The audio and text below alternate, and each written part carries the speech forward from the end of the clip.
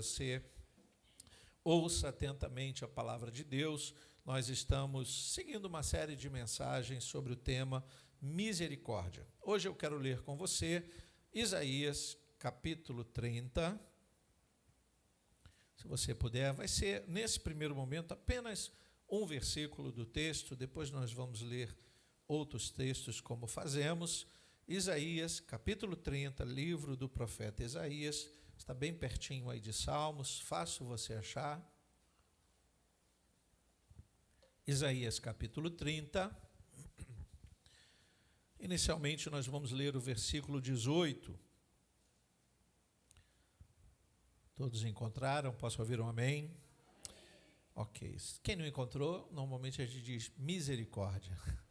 É para ajudar você a encontrar o texto. Eu gosto de ler na Bíblia, nós temos a TV, você pode ler na TV também, mas a Bíblia é muito pessoal, né? Algumas pessoas não conseguem trazer a Bíblia porque vem de trabalho, etc. Então a TV é para facilitar também. Isaías 30, versículo 18 diz: Por isso, o Senhor espera para ter misericórdia de vocês e se levanta para se compadecer de vocês, porque o Senhor é Deus de justiça. Bem-aventurados todos os que nele esperam.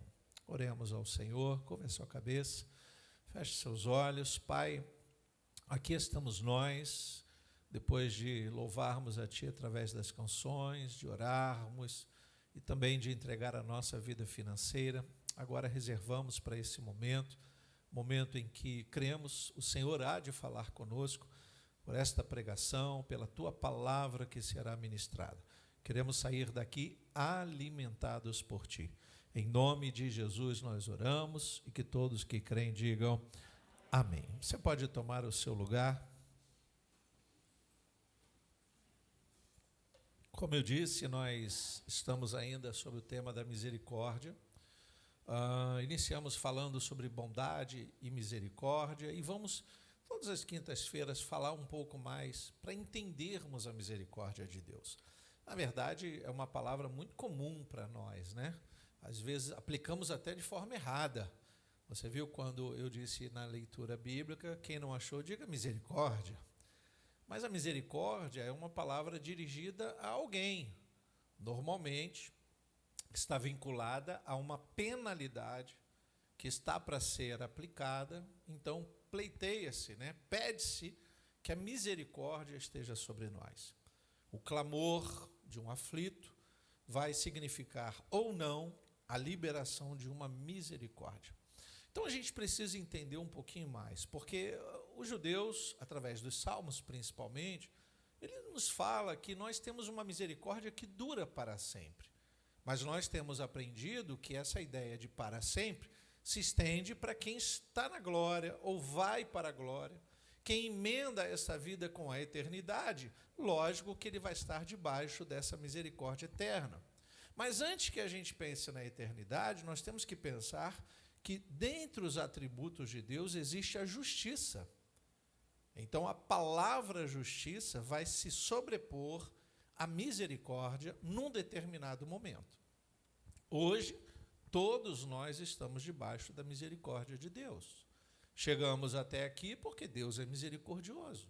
Não estamos aqui porque somos melhores que ninguém, não estamos aqui porque somos especiais e os outros não. Estamos aqui porque a misericórdia de Deus nos alcançou, porque Ele nos trouxe, nos atraiu, não é? Através do seu amor, e a graça está sobre nós. Então, hoje nós vamos ler esse texto que está em Isaías, porque Isaías começa então a falar para um povo, é o seu povo, né? O Israel, ele é entendido de duas formas. Primeiro, é a totalidade da nação. A gente pode falar Israel e você imaginar aquele povo todo que Deus chamou para levar o nome dele e glorificá-lo. Mas chegou um momento na história que essa nação se dividiu. Isso aconteceu depois da morte de Salomão, e os seus filhos, então, brigando pelo poder, dividiram Israel. E eu vou usar a expressão dividiram ao meio, apesar de não ser na mesma proporção, não é? Os historiadores vão dizer que 10 tribos seguiram para um lado e 2 tribos para outro lado. Então, Israel agora está dividido em Reino do Norte e Reino do Sul. É um novo episódio na história de Israel. E isso é muito ruim, porque há momentos que eles estão lutando contra outros inimigos e há momentos que eles estão lutando entre eles.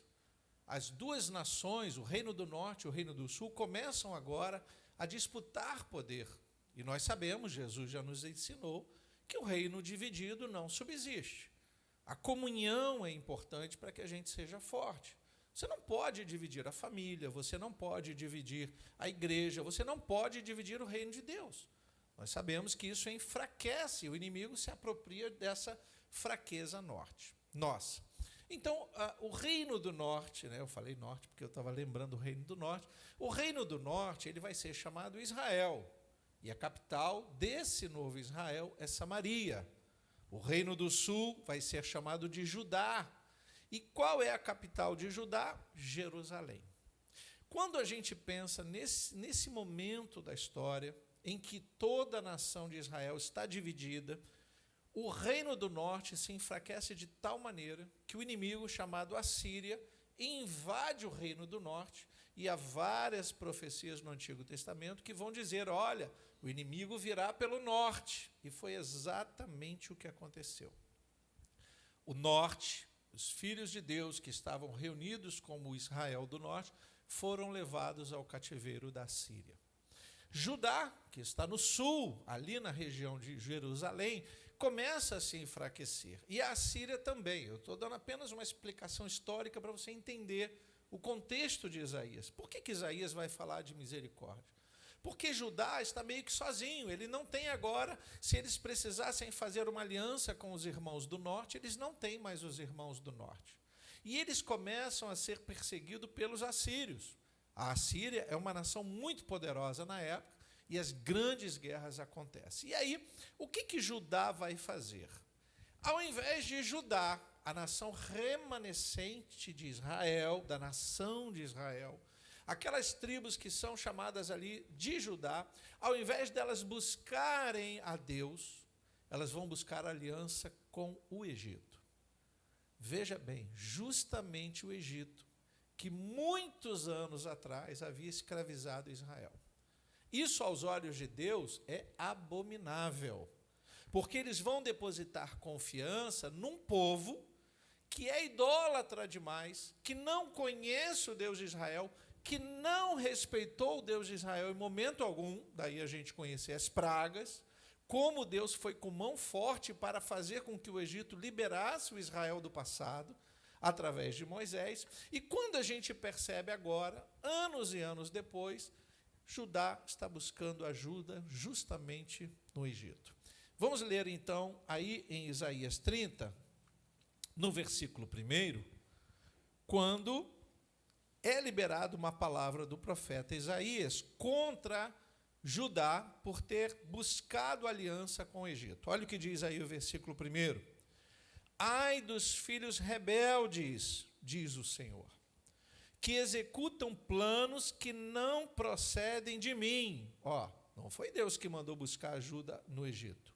E fazem aliança sem consultar o meu espírito, para acrescentarem pecado sobre pecado. Eles descem ao Egito sem me consultar, buscando refúgio em Faraó e abrigo à sombra do Egito. Mas o refúgio de Faraó se transformará em vergonha para vocês, e o abrigo na sombra do Egito resultará em humilhação. Porque os príncipes de Judá já estão em Zoã, uma região do Egito, e os seus embaixadores já chegaram a Anis, ou seja, eles estão lá já estão fazendo do jeito que eles acham melhor. Olha o perigo. Versículo 5. Mas todos ficarão envergonhados por causa de um povo que não os ajudará em nada, que não servirá nem de ajuda, nem de proveito, porém de vergonha e de vexame.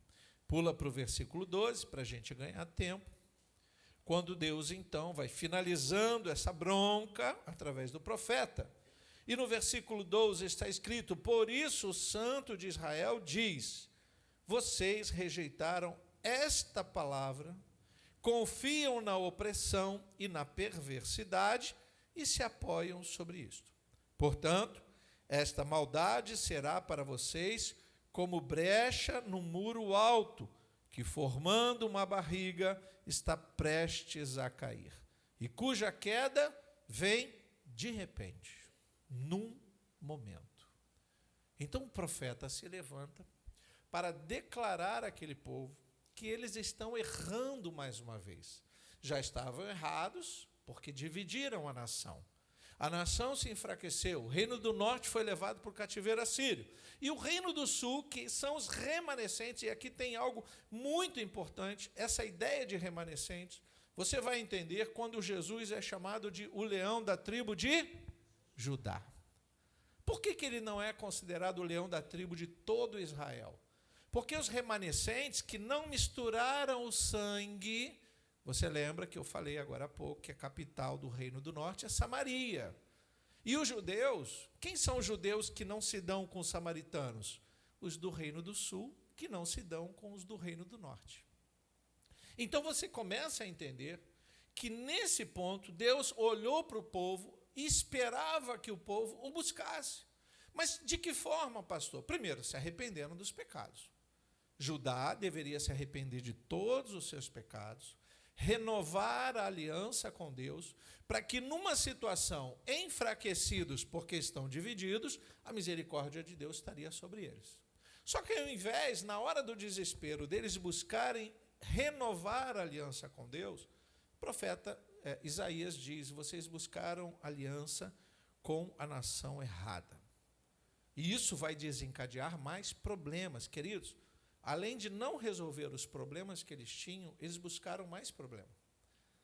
Isso pode ser aplicado imediatamente na nossa vida, quando você, por exemplo, está na casa de Deus. Eu tenho sempre falado sobre isso, eu nunca desmereço os médicos, os que podem nos ajudar pela ciência, e Deus usa homens sábios para nos ajudar. Mas antes que você se dirija ao médico, desesperado por uma notícia, por um sintoma, antes que alguém diga você está com esta doença, ou você está com esse problema, antes que você pense em qual médico recorrer, você deve orar a Deus. Mas por quê, pastor? Porque nós sabemos que em todas as profissões há pessoas sérias e são usadas por Deus, e há pessoas que são usadas pelo inimigo. Quando a palavra de Deus nos ensina que o mundo jaz no maligno, você sabe do que eu estou dizendo. Você pode, numa situação de perigo, se dirigir a um policial e encontrar ali uma pessoa, uma autoridade decente que vai ajudar você.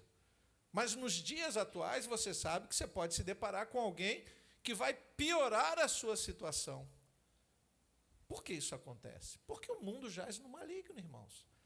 Nós não sabemos quem são as pessoas que vão realmente oferecer ajuda inspirados por Deus. Você já teve essa sensação quando entrou numa causa na justiça, pleiteou o seu direito e o juiz que estava ali decidindo a situação não lhe deu o seu direito? Por que ele fez isso? Porque o mundo jaz no maligno. Se ele tem o poder da decisão, ele vai decidir como ele pensa, como ele julga. E nós sabemos que, infelizmente, muitos que estão nas autoridades, ou são autoridades, acabam decidindo para benefício próprio. E aí a gente começa a entender que existe a justiça de Deus e a justiça dos homens. A de Deus, a gente diz que nunca falha. A dos homens não só falha, como pode se corromper. Não há nada pior do que um justo se corrompendo. Alguém que foi colocado para exercer a justiça e, de repente, se corrompe. É o que a gente vê, infelizmente, e daqui para frente vai ser cada vez pior. Então, veja que Judá vai buscar ajuda, infelizmente, no Egito, ao invés de buscar em Deus um modo de se livrar dos inimigos. Essa é uma falha que nós não podemos cometer. Você pode dizer amém por isso? Você entende por que alguns crentes caminham firmes, né? principalmente quem vem de outras religiões, começa a caminhar firme na igreja, está lá, mas quando bate o primeiro vento, ao invés deles buscarem mais a Deus, eles voltam para o passado, vão buscar aliança com deuses estranhos, e as pessoas ficam horrorizadas. Eu digo, olha, não houve uma conversão sincera. Porque quem se converte sinceramente não abre mão de recorrer a Deus. Ele vem para a igreja, ele ora, ele não está preocupado se a igreja está cheia, se está vazia, quem é o pregador, quem é o cantor. Se pudesse, ele estaria todos os dias na igreja orando e buscando. Por quê? Porque ele viveu uma conversão, experimentou uma conversão legítima, e agora ele sabe que ele só tem um que ele pode confiar definitivamente, que é Jesus. Você pode dizer glória a Deus por isso? Então, entenda que o que está acontecendo com Judá, nesse contexto histórico, está aborrecendo muito a Deus. Mas Deus é misericordioso. E como ele vai aplicar a misericórdia dele? Lembre-se, quando o Salmo 121 diz, elevo meus olhos para os montes, porque é do alto que me virá o socorro. Quando estivermos em situação de perigo, o primeiro lugar que você tem que olhar é para o alto. Não adianta você olhar para o lado. Eu vou buscar ajuda no vizinho. Às vezes o vizinho não está em casa. Primeiro você tem que olhar para o alto, você tem que buscar a Deus. Deus vai mexer as coisas, Deus vai colocar pessoas para te ajudar. Quando você deposita toda a sua confiança em Deus, Ele sabe como vai fazer, se Ele vai fazer milagre, se Ele vai usar o médico, se Ele vai usar o pastor, se Ele vai usar o enfermeiro do hospital. Não sabemos o que Deus vai fazer, mas Deus faz, porque primeiramente buscamos ajuda nele. Não podemos buscar ajuda entre os que falham, até porque o que acontece com Judá nesse episódio é diferente do que acontece lá quando Jacó vai para o Egito. E a história é bem rápida, eu posso lembrar você. Há muitos anos antes desse acontecimento aqui, a terra em que Jacó estava passando fome. Chegaria uma seca que mataria todos naquele lugar. Deus permitiu que Jacó fosse até o Egito. Quem estava no Egito? Um dos seus filhos que ele achava que estava morto. Veja como Deus prepara. Chegando lá, José é o governador, é o segundo depois de Faraó, né? Veja que ele está bem de vida e ele recebe bem os seus irmãos e seu pai, Jacó. Ali eles se estabelecem, começam a prosperar, só que o tempo muda, né? Egito não é um lugar para os filhos de Deus. Egito não é o lugar para nós. Esse mundo, se você enxerga como Egito, esse mundo não é para nós. E nós nem somos desse mundo, né? Fala para o seu irmão, eu sou Joe. De outro mundo. Nós pertencemos ao reino celestial. Diga glória a Deus. Então, nós não podemos depositar confiança demais nas coisas desse mundo. Nós temos que estar ligados no reino dos céus, mas com os pés firmes, tá? Você não está na glória ainda, fique atento. E deixe que Deus vai enviar as ajudas necessárias. Mas o que está acontecendo com Judá, irmãos, diferente do tempo em que Israel chegou no Egito e recebeu guarita, o Egito que está agora na história, nesse tempo de Judá, não é mais o Egito que Deus usaria para ajudar a Judá. Porque Deus quer ser glorificado. Deus quer ser glorificado sempre. Quando nós passamos lutas e confiamos no Senhor, é um motivo a mais de Deus ser glorificado através da nossa luta. Diga glória a Deus por isso. É um motivo a mais. Quantas vezes nós glorificamos a Deus quando estamos na bonança, quando ganhamos algo, quando temos coisas boas para contar? Sim, é para a glória de Deus. Mas quando você estiver passando uma luta, a sua história de vida, sustentada por Deus, quando muitos olham e não acreditam que no outro dia você vai estar de pé, e lá você está de pé de novo, e mais um dia, e mais outro dia, isso é para a glória de Deus, irmãos. Nós não podemos esmurecer, e como Judá fez, não podemos pensar em buscar ajuda, nem no Egito, e nem fazer alianças com aqueles que não podem nos ajudar. Então foi por isso que Isaías foi levantado por Deus e começou a dizer, olha, vocês vão colher o que vocês estão plantando. Vocês vão fazer aliança com o Egito vai enganar vocês. O Egito vai se aproveitar de vocês, e a gente sabe não é? Nas estratégias de guerra. Eu não sou militar, não tenho essa visão, mas a gente aprende um pouquinho. Quando uma nação vai buscar ajuda em outra nação para defender uma terceira nação inimiga, pode ter certeza que essa ajuda vai custar um preço. A outra nação ajuda, mas quando você estiver bem, agora você paga. Paga o quê? Ouro? Impostos? Sei lá. A história da guerra vai nos mostrar isso. Dependendo de como a gente faz aliança para nos defender dos inimigos, nós vamos ficar em dívida. Então, o que Deus não queria? Que Judá ficasse em dívida com nenhuma nação idólatra, que tinha lá os seus deuses. Tudo para o Egito era Deus. O gato era um Deus. Parece até que a gente está falando da Índia atual, né? O gato era um Deus. A águia, um Deus. A serpente, um Deus. Você vai na Índia, a mesma coisa. O rato. Você já viu os indianos que estão ali comendo? Não pense só na pobreza, né? Eles têm a cultura de comer sentados ao chão, o prato no chão. É uma cultura. E eles começam a comer. E os ratos que estão na rua se aproximam e comem com eles nos mesmos pratos. E eles sequer espantam, porque são deuses para ele.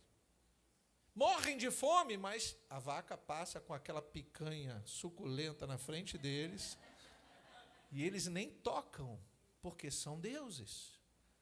E Deus olha para essas coisas e quer ser glorificado na sua totalidade, o único Deus, o Deus invisível, e a humanidade tem dificuldade. Então, o que eles vão merecer por fazerem aliança com o Egito? A traição do Egito. Porém, glória, a misericórdia do Senhor não se afastou deles. Diga glória a Deus por isso. Mesmo estando nós errados em algum momento da nossa história, a misericórdia de Deus não se afastou de nós. Por isso, o salmista vai declarando que a misericórdia de Deus é infinita. Mas não se esqueça que há uma justiça que vai nos julgar. O apóstolo Paulo diz que nós vamos prestar conta do que fazemos com o corpo que Deus nos deu, com o tempo que Deus nos deu, com a saúde que Deus nos deu. Então, quando falamos em prestar contas, não é mais misericórdia, agora é justiça. Vamos passar pelo crivo do Senhor para que a justiça de Deus nos absolva das condenações desse mundo e nos leve ao reino eterno, ou não. Então, não é mais misericórdia. Vou ler de novo o versículo 18, que aí o profeta Isaías fala sobre essa misericórdia que vai ser enviada. Por isso, o Senhor, olha o verbo que está aí. O Senhor espera. Deus não vai agir rapidinho. Opa, como assim Deus espera? Os inimigos estão se aproximando. Você já teve essa visão de que às vezes Deus não tem pressa de agir? Senhor, está tudo acontecendo, o mundo está desabando. As contas estão chegando. O desesperado, ele vai buscar ajuda no Egito. O desesperado não confia, não espera em Deus, não descansa em Deus, não conversa com Deus, porque ele quer resolver rapidamente. Certa vez eu vou fazer um parênteses aqui, certa vez eu estava dando um conselho pastoral em gabinete, e uma pessoa falou das dívidas. Ele tinha adquirido algumas dívidas, e não eram poucas. Mas ele estava num estado de nervo tão grande, e ele falou: pastor, eu vou morrer, pastor. A minha pressão está lá em cima. Os credores estão ligando para a minha casa. E eu não sei o que vai acontecer. Eu falei: irmão, vamos pensar um pouquinho. Antes de eu condenar você, né, com as minhas palavras, porque dívidas foram feitas por nós. Então, nós somos os primeiros culpados. Mas eu não vou entrar nesse detalhe. Cada um administra a sua vida como acha que é certo. Mas muitas vezes somos levados por esse mundo a fazer dívidas que não queremos. Mas havia um desespero naquele homem. Os olhos dele pareciam que ia saltar para fora. A pressão já estava alta. Eu disse: irmão, primeiro vamos orar. Vamos entregar você nas mãos de Deus. Você é líder de uma família. Você não pode morrer assim, desesperado pelas dívidas. Oramos. Peguei o texto bíblico, li para ele e disse: olha, houve uma época em que, quando um chefe de família fazia dívida, até os filhos eram levados como escravos. Essa época passou, tá, irmão? Seus filhos não vão ser escravizados. Estamos em outra época, num outro mundo. Então, em primeiro lugar, que está acontecendo que está tirando a sua paz diária? Ele disse, primeiro lugar, são as ligações. Eu disse, corte o telefone. Mas o telefone não... Arranca o telefone da tomada. E era uma época que não tinha celular, né? Um tempo atrás, era só o telefone fixo. Eu falei, para que você quer atender as ligações? Você já sabe que está devendo. Sabe o que vai acontecer? Eles vão dizer que você não presta, que você está dando volta em todo mundo, e você está dizendo que isso não é verdade, você se descontrolou. Então, descansa o seu coração. Arranca o telefone lá daquela tomada e continua encontrando, buscando em Deus uma forma de solucionar o problema. Você não vai receber visita dos credores. Você está com problema, isso é definitivo, e você tem que resolvê-lo. Mas você não pode pensar em resolver imediatamente um problema que você trouxe por longos meses. Você tem que pegar agora os próximos meses que te resta e buscar a Deus. E aí ele falou, poxa, justamente agora que eu estava tentando pegar um empréstimo na empresa, não só eu peguei o empréstimo, como a empresa faliu, eu não consigo pegar dinheiro para pagar parte dos créditos. Ele estava desesperado, e era uma dívida grande. Eu disse, então, ou você decide resolver do seu jeito agora e morre do coração, você está a ponto de ter um infarto, ou você usa os próximos meses para buscar o Senhor. Se arrepender do que você fez de errado. Clamar a Deus para que misericórdia dele esteja sobre você. E Deus vai agir. Você crê? E ele disse, eu creio. Mas foi um eu creio meio... Não era isso que eu queria ouvir. Eu acho que ele queria ouvir algo assim, quanto você está devendo? Eu vou pegar o meu cheque pessoal e vou pagar a sua dívida. Mas, coitado, eu não tinha nem 10% do que ele devia, irmãos. Era muito dinheiro. Ele saiu com aquela palavra no coração e eu pedi a ele que fizesse um voto com o Senhor de estar todos os domingos na igreja, ouvindo as mensagens. E não sei exatamente quem estava pregando, nem era eu, porque às vezes o pastor prega, as pessoas, o pastor está falando de mim, ele conhece a minha vida. Não, não. Alguém que foi convidado na época pregou uma mensagem falando, como é que você quer ser ajudado se você não pede ajuda? Aí Deus tocou no coração dele, ele começou a falar o que ele fazia, qual era o talento que ele tinha. Irmãos, 3 irmãos da igreja foram procuraram para dar serviço para ele. E quando ele viu o valor do serviço, ele não acreditou. Eu passei a minha vida toda lá fora, tentando arrumar o dinheiro, e agora, quando eu começo a conversar com Deus, Deus envia pessoas para me procurarem. Eu falei, você vê como é que Deus age? Porque você não confiou no pastor ou nas pessoas, você confiou em Deus, louvado seja o Senhor. Ele tem um modo de agir. Neste caso, ele quis agir assim. O irmão teve trabalho, o irmão foi pagando as contas, e cada vez que ele pagava um credor, ele vinha no gabinete. Pastor, já eliminei mais um. E eu dizia para ele, pode ligar o telefone, mas outros vão continuar ligando para você. Então, existe um mundo que corrobora contra nós, primeiramente, para roubar a nossa paz. Segundo, para fazer com que a gente ceda à tentação de fazer alianças com quem não deve. Vamos voltar ao texto? Porque nesse momento, essa misericórdia que Deus está dizendo aqui, versículo 18, vou ler de novo. Por isso o Senhor espera para ter misericórdia de vocês. Ele espera, há um momento de Deus agir. E se levanta para se compadecer de vocês, porque o Senhor é Deus de justiça. Por que Isaías está falando desta forma? Porque Deus age no tempo dele. Não é como a gente quer. Quantas vezes eu aconselho e digo, irmão, eu estou entendendo a sua dificuldade, mas você está depositando a confiança na campanha de 7 dias.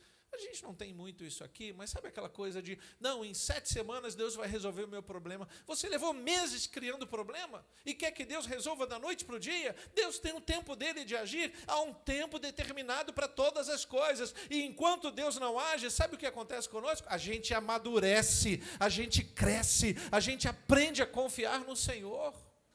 Veja que o inimigo quer fazer é nos desmoronar. E nesse momento, o que Deus disse para Isaías? Isaías disse para esse povo que eu vou agir com misericórdia, mas vai ser no meu tempo. Eu não os abandonei. Por quê? Eu repito, se nós temos hoje o entendimento de que Jesus é o leão da tribo de Judá, Como Deus permitiria que Judá se contaminasse com os outros povos? Deus tinha uma promessa, que enviaria do reino do sul, de Judá, o Salvador do mundo. Então o que ele fez? Preservou a integridade de Judá, mas deixou que Judá aprendesse a não fazer aliança com o inimigo. Então a gente precisa aprender nas nossas situações, queridos. O tempo de espera vai servir aqui para quê? Para que Judá aplique o que recebeu. Estamos falando de misericórdia. Já teve a experiência de que nós precisamos ser mais misericordiosos do que pedir misericórdia? Olha o que Jesus diz em Mateus capítulo 5, versículo 7. Pode colocar na tela, por favor. Mateus 5, versículo 7, Jesus disse: bem-aventurados os misericordiosos, porque alcançarão o quê? Misericórdia. Como nós queremos exigir ou pedir a Deus, ou contar com a misericórdia de Deus, se muitas vezes nós não somos misericordiosos? Veja que Deus tem o seu modo perfeito de entrar em ação. Espera que a gente amadureça para aplicar a misericórdia. Por isso, hoje a gente está falando no tema da misericórdia, a misericórdia por justiça. É uma misericórdia que vem atrelada à justiça de Deus. Por quê? Porque Deus sabe como aplicar o processo disciplinar perfeito para que a gente aprenda com os nossos próprios erros. Como nós precisamos aprender, queridos, como nós precisamos. Ainda em Mateus capítulo 6, veja o quanto nós queremos a misericórdia, mas precisamos também ser misericordiosos. Capítulo 6, depois de Jesus ter ensinado a oração do Pai Nosso, capítulo 6, versículo 14 diz: porque se perdoarem aos outros as ofensas deles, também o Pai de vocês que está no céu perdoará vocês. Se, porém, não perdoarem aos outros as ofensas deles, também o Pai de vocês não perdoará as ofensas de vocês.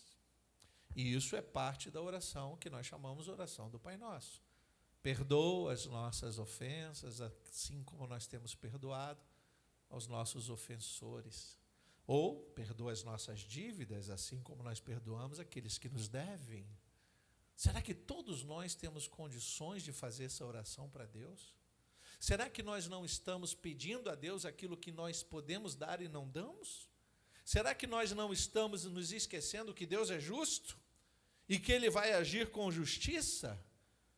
Tanto Judá como nós, queridos, povo do Israel da graça, como eu gosto de chamar, nós temos que aprender com as nossas falhas. Temos que aprender a ser misericordiosos para depois entendermos a misericórdia de Deus sobre nós.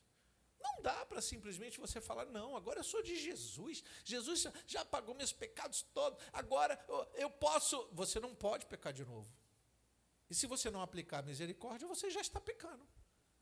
Aquele que sabe que deve fazer o bem e não faz, diz Tiago, já está pecando. Então nós precisamos entender que Deus está dando um tempo para que Judá aprenda a ser misericordioso, que a nação perdoe uns aos outros. Queridos, estamos falando de uma nação, dizem os que conhecem os judeus de hoje, que eles não mudaram muito, tá? O judeu sempre foi conhecido como um povo de fazer bons negócios. Você vai aí anda pelo Rio de Janeiro, as joalherias, as casas de culturas mais caras, são administrados pelos judeus. Mas isso tem um preço. Quem estuda a escravidão no Egito sabe, você lembra que alguns que acompanharam Moisés no deserto, eles começaram a falar, olha, era melhor a gente ter ficado lá no Egito comendo peixe frito do que morrer de fome no deserto. Esses que falavam desse jeito, muitos vão dizer que eles exploravam os próprios irmãos. Judeu, quando deve ao irmão judeu, ele tem que pagar até o último centavo. Não vem com esse negócio de misericórdia, não. Alguns, na graça, aprenderam a ser misericordiosos. Mas se você tiver que dever a alguém, não deva a um judeu. Porque se ele não estiver na graça de Cristo, ele vai cobrar até o último centavo. Porque eles aprenderam assim. Foi um povo que caminhou com muita dificuldade. Eles valorizam cada centavo. Qual é a visão do judeu antigo para ser abençoado por Deus? Eles têm que ter família, eles têm que ter propriedade, eles têm que ter terra. Um judeu que não tinha filhos, amaldiçoado. Um judeu que não prosperou, amaldiçoado. Um judeu que não tem uma casa própria, amaldiçoado. Tudo era maldição. Quando a gente lê a história de Jesus chegando naquele momento e encontrando um povo que falava-se mais de maldição do que de bênção, Jesus começou a corrigir isso e dizer: bem-aventurados sois vós. E essa bem-aventurança está atrelado a entender o que é viver debaixo da graça de Deus. Olha o que o apóstolo Paulo vai escrever lá na frente, na carta do apóstolo Paulo aos Romanos, capítulo 11. Olha como toda a Bíblia vai falando dessa misericórdia por justiça. Romanos, capítulo 11, versículo 30. Está escrito: porque assim como no passado vocês foram desobedientes a Deus. Paulo está escrevendo para os gentios, tá? Para a igreja que está em Roma, não está escrevendo para os judeus. Então ele está tentando explicar por que Deus está abraçando um povo gentio. Porque no passado eram desobedientes, mas agora eles estão conhecendo a Cristo. Então ele vai explicar por que a misericórdia de Deus está sobre eles. Vou ler de novo o versículo 30, Romanos 11. Porque assim como no passado vocês foram desobedientes a Deus, mas agora alcançaram misericórdia à vista da desobediência deles, dos judeus, assim também estes agora, os judeus, foram desobedientes, para que também eles alcancem o quê? Misericórdia. Você vê que Deus está falando através do apóstolo Paulo, dizendo: a misericórdia vai ser aplicado não aos obedientes, a misericórdia é aplicado aos desobedientes. Olha que coisa linda. Eu sou justo, eu faço tudo certinho, por isso que a misericórdia de Deus está sobre mim. Não. Se você faz tudo certo, você está semeando certo e vai colher certo. Mas se você está errado, aí você vai ter que contar com a misericórdia de Deus. Mas essa misericórdia que Paulo está explicando é uma misericórdia por justiça, através de uma justiça que muitos de nós não entendem. Versículo 31. Assim também estes agora foram desobedientes, para que também eles alcancem misericórdia à vista da que foi concedida a vocês. Porque Deus encerrou todos na desobediência, ou seja, não há nenhum justo sequer. Todos pecaram, todos, judeus, gentios, todos pecaram. Todos estão, além de experimentar do pecado natural, de herdar o pecado, pecam. Todos, versículo 32, porque Deus encerrou todos na desobediência, a fim de mostrar a sua misericórdia a só alguns. Não, a todos. Então entenda que nós estamos aqui porque a misericórdia de Deus nos alcançou, louvado seja o Senhor. Não estamos aqui por outro motivo, não pense isso. Esse senso de justiça de Deus vai derramar sobre nós essa misericórdia. Só que tem um detalhe importantíssimo, não é a nossa justiça. A nossa justiça é falha. O modo de eu pensar, de eu querer ser justo. Quantas vezes nós queremos fazer justiça? Você já ouviu falar no termo justiça com as próprias mãos? A justiça pelas próprias mãos nada mais é do que um sentimento de vingança. Não é de justiça. Por quê? Porque a justiça de Deus vê alguém que não merecia estar na sociedade, e ele absolve, e ele abençoa, e ele chama de filho. Se dependesse da nossa justiça, nós mataríamos todos os que mataram alguém um dia. Não faríamos isso? Se você tivesse o poder de aniquilar o mal, como é que você pensaria? Eu vou eliminar o mal pela raiz. Esse nosso senso de justiça é visto por Deus como um desejo de vingança. Nós queremos fazer justiça. Mas ainda bem que a gente não sai por aí fazendo justiça. Mas o que a gente precisa? Convidar a justiça de Deus para que através de nós sejamos misericordiosos. Porque nunca sabemos quando vamos precisar da misericórdia de Deus. Pastor, eu estou tão bem com Deus, mas se você errar, você vai ter que contar com a misericórdia de Deus. Vai. Quero encerrar lendo um texto que está mais à frente um pouquinho, lá em Tito, carta do apóstolo Paulo ao amigo e pastor Tito, capítulo 3. Se você não achar, você pode acompanhar na TV. Tito, capítulo 3, versículo 4, diz assim: Mas quando se manifestou a bondade de Deus, nosso Salvador, e o seu amor por todos, Ele nos salvou não por obras de justiça praticada por nós, veja aí, mas segundo a sua misericórdia. Ele nos salvou mediante o lavar regenerador e renovador do Espírito Santo, que Ele derramou sobre nós ricamente, por meio de quem? De Jesus Cristo, nosso Salvador, a fim de que, justificados, ou seja, fez-se justiça sobre nós, justificados por graça, nos tornemos seus herdeiros, segundo a esperança da vida eterna. Então, não é pelo nosso senso de justiça que a gente vai clamar pela misericórdia de Deus. Ai, Senhor, age contra o inimigo, porque eu sempre fui fiel, que a tua misericórdia venha sobre mim. A misericórdia não é para derramar sobre os justos. A misericórdia é para ser derramada, segundo o apóstolo Paulo, sobre os desobedientes, que num determinado momento de suas vidas reconheceram que estavam errados. Como é que funciona o processo de salvação, queridos? A gente se sente tão bem, às vezes a gente entra na igreja e acha que não tem problema nenhum. Eu nunca matei ninguém, não xingo palavrão, não bato no vizinho, não faço nada de errado. Mas a gente entra na igreja e a gente vai ficando.